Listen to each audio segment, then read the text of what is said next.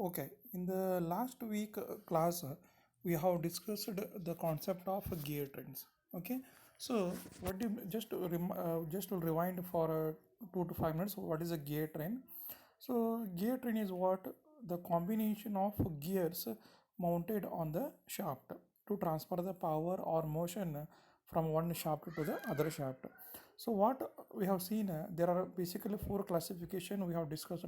One is a simple gear train where only one gear is mounted on a one shaft, and the second classification is what, the compound gear train. Here more than one gear are fixed or mounted on the shaft, so that is what a compound gear train. One important note in compound gear train is what, when shaft rotates, both the gears which are mounted on the shaft rotates in the same direction. Okay, if one rotates clockwise, other also rotates clockwise. If rotates anti-clockwise, other also rotates anti-clockwise. So that means whatever the may be the number of gears mounted on the same shaft, the direction will be same in the compound gear. And third classification we have seen, reverted gear train. In reverted gear train, we have seen the axis of the driver shaft is coaxial with the axis of the follower shaft. And also one more important note here, the direction of the driver is same as the direction of the follower. And coming to the fourth classification, that is epicyclic gear train. In this we have seen the one gear is fixed and one or more gears are rotating upon and around the fixed gear. So that is called as what, epicyclic gear train. Just like our solar system, around the sun, all the planets are rotating like that. Okay, now, so today's class will see two simple problems, how the gear train problem should be solved. If you have 20 marks problem, if you have 20 marks question, in that maybe 16 marks will be the problem and 4 to 5 marks will be the theory part what you have discussed in the last class. Otherwise sometime he'll give completely 20 marks as a problem. So gear train problems are solved by means of a tabular method. So when you get a gear train problem, the first thing you have to observe is that how many components or elements in the gear train system. Okay, so based on that, you should able to draw the table. So there are certain conditions, are there are three conditions. Okay, you have to remember. So based on these three conditions, we are able to find out the direction as well as the speed of any other unknown gear. Okay, so here when you take the direction of the gear, if it is rotating clockwise, it should be taken as a negative. If it is rotating anti-clockwise, then it should be taken as a positive value. Okay, we'll take one simple problem and you'll come to know this, how to solve a gear train problem. So just go through this problem. What it says, in a epicyclic gear train, the arm carries two gears A and B having 36 and 45 teeth respectively. If the arm rotates at 150 rpm in the anti-clockwise direction, so this is very important, in the anti-clockwise direction, about the center of the gear A, which is fixed, determine the speed of the gear B. So what will be the speed of the gear B? So that is the case 1. In the second case, if the gear A, instead of being fixed, makes 300 rpm in the clockwise direction, then what will be the speed of the gear B? So we have two cases, case 1 as well as a case 2. And what data is given, the number of teeth on A is 36, Ta equal to 36, Tb equal to 45, and he has given the arm C rotating 150 rpm anti-clockwise direction. So always you need to observe how many gears are involved and the number of teeth are given for all the gears or not. If any gear teeth is unknown, then always the first task is to determine the number of teeth based on the relation between diameter to the number of teeth. Okay, so here you see, if you see the sketch first step is what we have to understand how many elements or components involved in the gear train. So it is very simple. You see, three elements are involved. One is gear A, other one is gear B, and the arm C. So total three elements are involved in this gear train system. Okay, now coming to the table. So always the second step is what? The first step is understanding the number of elements. Second step, if any teeth are unknown, to determine the unknown teeth of the gear. So here we know the number of teeth for all the both the gears, so no need to determine that. And third step will be what? Formation of the table. Okay, so if you form the table correctly, then almost you have solved the problem. So now you see here, so in the table we have how many columns? 1 2 3 4 5 columns are there. So major three columns. So third column is again subdivided into elements. So these number of columns in revolutions of elements based on the number of elements involved. So here the column 1 involves the step number, so there are 4 steps. Then second column involves the condition of motion, the motion is going to give to the gear. And third column, revolutions of elements. So this involves the number of elements. So arm C, gear A, gear B. If you have more number of elements like gear C, gear D, gear F, you have to just place the columns. So here the also the arranging of columns depends on the which one you want to choose as a driver. Okay, so coming to here the step 1, so always generally the arm is fixed. Okay, so always going to fix the arm. Then we can take any gear as a driver. You can take A as a driver rotating clockwise or anti-clockwise. You can take gear B as a driver clockwise or anti-clockwise. So there is no hard rule that you have to choose any only this gear as a driver. Okay, so for example here he has taken a arm C, anyway it is fixed, that you have to take always. Then gear A rotates one rotation, plus one rotation means anti-clockwise direction. So if gear A rotates plus one rotation, so you see what is substitute in the speed of the elements, arm C. So arm C is fixed, so when it is fixed the speed will be 0.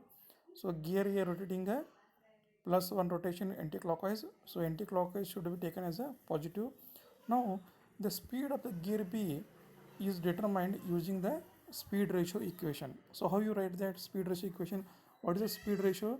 It is the speed of the driver to the speed of the follower. So what you can write here, the driver is gear A, so what you can write, NA by NB equal to TB by TA. As you know, the speed and the number of teeth are inversely proportional. So what you can write, NA by NB, because NA is a driver, NB is a follower. NA by NB equal to TB by TA. So here NA is equal to 1. So we have taken gear rotating only one rotation.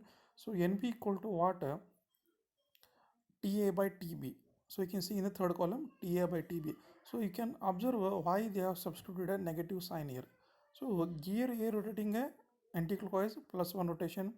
Then if A rotates anti-clockwise, so B rotates what? Clockwise. So the when gear rotates clockwise, you should take as a negative value. So that's why it is a minus TA by TB.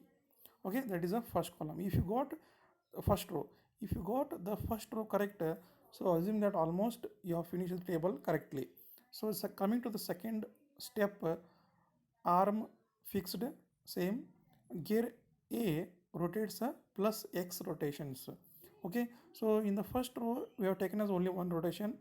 So in the second step you have taken, assume that it is not only rotating one rotation, it is rotating a X number of rotations. Then what you need to do, just multiply the X value throughout the column of revolutions of elements. So 0 into X, 0 for arm C.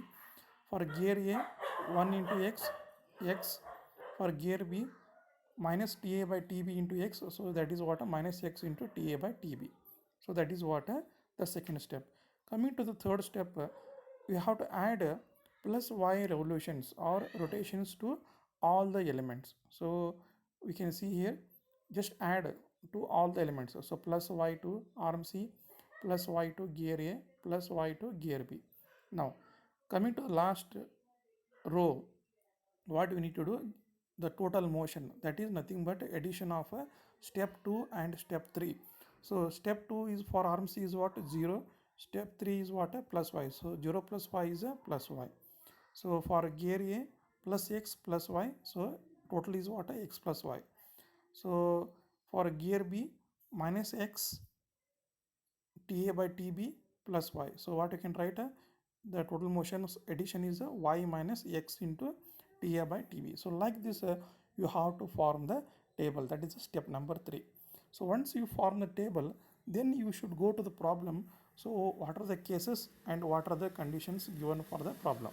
So take case 1. What is here in case 1?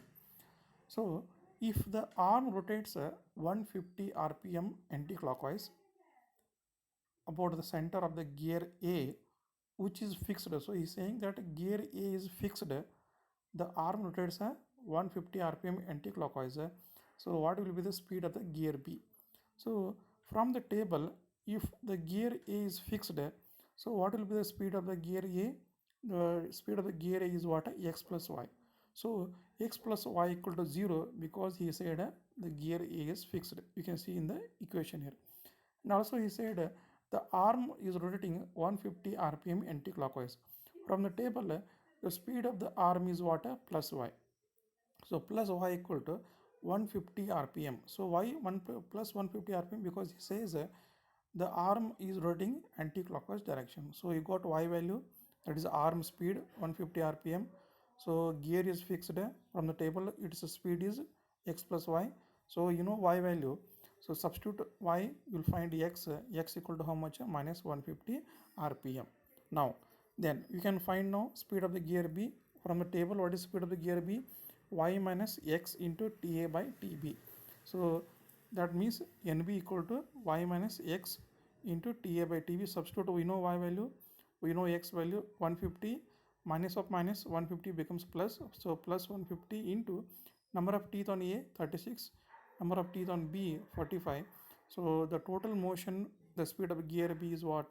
270 rpm. So this way you have to determine. So if you got a positive value, that means what? The gear is rotating a anti-clockwise direction. If it is negative, then it is rotating a clockwise direction.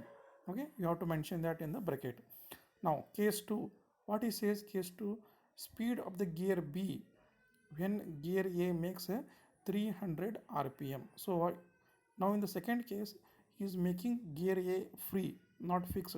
So since it is making 300 rpm clockwise, so from the table, speed of the gear A is what? X plus y. So x plus y equal to minus 300. Why it is minus? Because it is rotating a clockwise direction. So already we know y value. He has given arm speed is what? 150 rpm. So y equal to, anyway it is common to both cases, 150 rpm. So you can find x value. So how much it is? Minus 450 rpm. So once you got x and y value, you can substitute in the speed of the gear B, that is Nb equal to y minus x Ta by Tb. So 150 minus or minus plus again 36 by 45, you got a 510 rpm positive. So if it is positive, then gear B rotates in a anti-clockwise direction. So this way you have to determine the speed of the gears which are unknown. So always remember, the step 1 is determining the number of elements involved. How many elements are involved? Maybe 3 or 4 or 5, means number of gears including the arm. Second step, determining the teeth of the gear of any unknown if they are not given, using the ratio of a, using the relation of a diameter to the teeth. Third one, formation of the table. So in that, any one gear should be taken as a driver, and one arm should be fixed always, and clockwise rotation should be taken as negative. The anti-clockwise rotation should be taken as a positive. And second step is what? Add plus x rotations. Third step is what? Plus add y rotations to all elements. And the fourth step is what? Addition of steps 2 and step 3.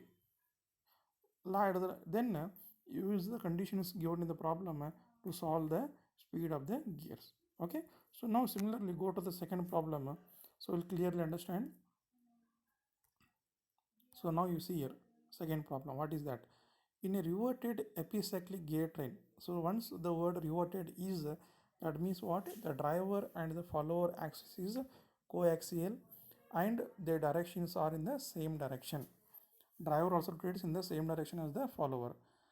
Arm A carries two gears B and C and a compound gear DE. So now based on this, we can identify the elements. One is a arm A, gear B, second one, gear C, third one, and fourth is what? A compound gear DE. Now meshing arrangement is given. The gear B mesh with the gear E. See the sketch carefully. The gear B meshing means what? Engaging. The gear B meshes with the gear E and the gear C meshes with the gear D. See the sketch very carefully. Okay. So a mesh means engaging. The number of teeth of the gears. So TB, B, C and D are 75, 30 and 90. So TB equal to 75, TC equal to 30 and TD equal to 90. So if based on the sketch you can observe, as you know, the number of teeth is directly proportional to diameter. More the number of teeth, lesser will be the diameter. More the number of teeth, larger will be the diameter, and if you have less number of teeth, smaller will be the diameter of the gear. It is a inversely proportional. So that's why D having highest number of teeth 90, so that is appearing as larger. Next one is appearing B 75, medium gear. C is a 30, you can see that is a smaller gear. Okay, so now what you are asking, find the speed and direction of the gear C. Gear C is a follower here. He is asking both direction as a speed when gear B is fixed. Gear B is fixed and arm A makes a 100 rpm clockwise. Okay, so step 1, what a number of elements. So here four number of elements. One is arm, gear B, gear C and compound gear DE. So the compound gear DE should be taken as one element because on the same shaft both gears are fixed and their direction of rotation as well as their speed will be same. Okay, so second step, seeing the number of teeth. So what to observe, he has given number of teeth for gear B, gear C and gear D, but we don't know number of teeth of gear E. So that means we have to first find the number of teeth on gear E, then we should go for a formation of a table. So using the diameter geometric ratio, you see carefully the sketch here, the sum of diameter of DB plus DE is equal to the diameter of DC plus DD. Or if you confuse about the diameter, so just take a radius, distance between the radius of the centers. So RC plus RE, gear B meshing with gear E, right? So now you see RB, the radius of gear B plus the radius of a gear E. RB plus RE is equal to RC plus RD. See the sketch very carefully.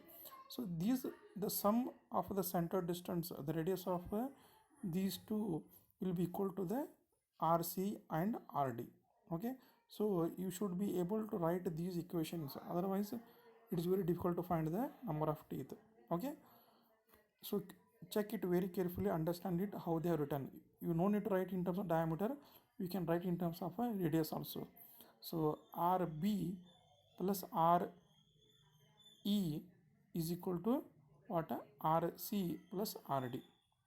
So then, as I said, the diameter or radius are directly proportional to the number of teeth. You can replace the radius or diameter by the number of teeth. So that's why you can simply write in place of RB we can write TB, in place of RE you can write TE, in place of RC you can write TC, in place of RD you can write TD. So TB plus TE equal to TC plus TD. So T is only unknown, so we can write TC plus TD minus TB. So substitute all the values, you get a T equal to 45. Now by this means the number of teeth of all the gears are known. Going for step 3, formation of a table. Okay, in the formation table, so again you can see step number column 1, condition of motion, next revolution of elements. Again here we have 4 elements. Okay, arm A, compound gear DE, then gear B and gear C. See, this order can be changed based on the driver you have chosen. Okay, so he chosen as a compound gear DE as a driver. You can choose gear B as a driver. Okay, there is no problem. You can choose gear B as a driver, and you can uh, you can choose gear you can choose a gear B also as a driver and calculate the speed of the other gears also.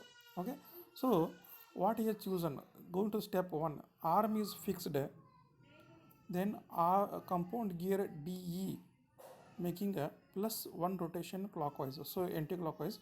So that means what he has chosen here, he chosen DE as a driver. Now you have to observe, so D and E meshing with what gears? So D meshing with a C and E meshing with a B. Okay, so in the column of gear B, so E will act as a driver because E meshing with B. So what you can write, NE by NB, NE by NB equal to TB by TE. So as NE is equal to 1, so you can write TB equal to NB equal to TB by TE. So we have taken E rotating anti-clockwise, so B obviously it is a clockwise, so it should be taken as a negative. Similarly, D is meshing with D is meshing with C, so ND by NC equal to TC by TD. So here again, so ND as a driver taken as 1 plus 1, so NC equal to what? TD by TC by TD.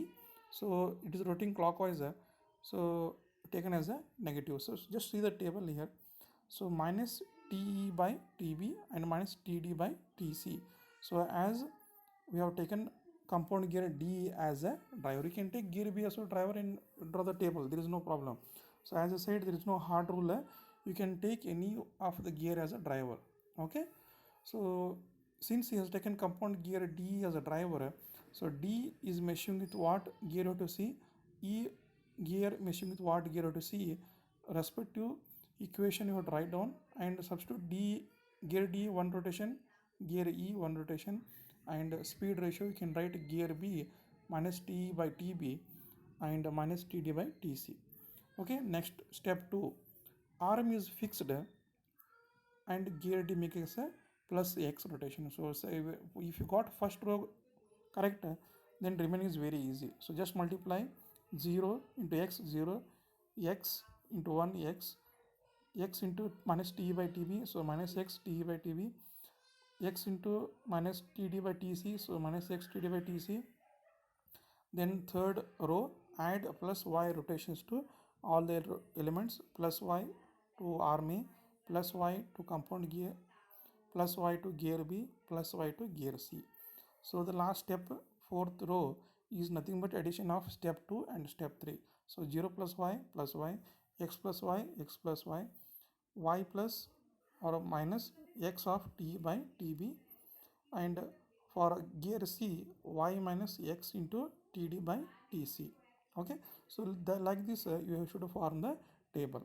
Okay, so anywhere you got a doubt, just make a call or message to me, I'll explain this again. Okay, so now once you form a table, next is what, going to the problem.